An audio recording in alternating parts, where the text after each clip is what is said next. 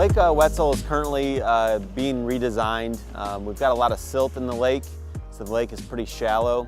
So we're working with a design team to redesign this lake.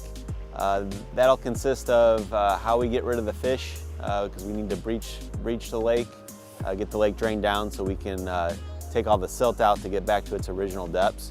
So with that, we'll have a fish salvage. We've been working with the Missouri Department of Conservation, and we'll do like a press release later on this year or early next year that will let the residents and the public know when they can come to get the fish out of the lake.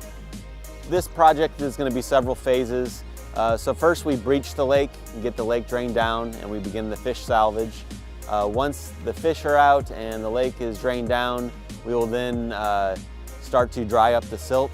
The silt's got to be dried up, otherwise if you try and haul it off wet, it increases the prices greatly. So the first part of the step will be to get the silt dry.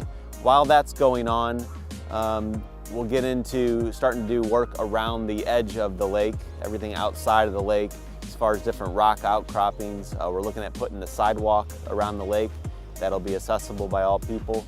We'll have an accessible path that comes down from the roadway around the lake, and that'll get people down to the shoreline.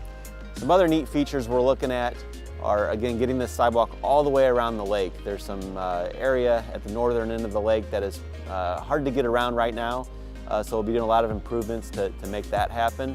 There'll be a boardwalk is one of the options we're looking at.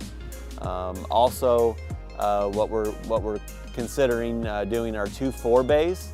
These forebays are where the lake has 2 tributaries that come in and feed the lake.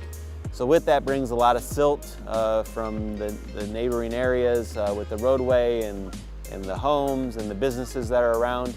And these forebays are designed to catch the silt before it ends up in the lake. And then we can clean those out as they fill up over the years. And that keeps us from having to go through this project as soon for next time.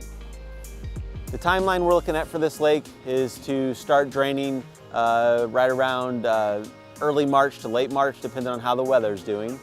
Complete the project in late 2019, and then from there we lead right into our normal activities out here in the park with Celebration of Lights.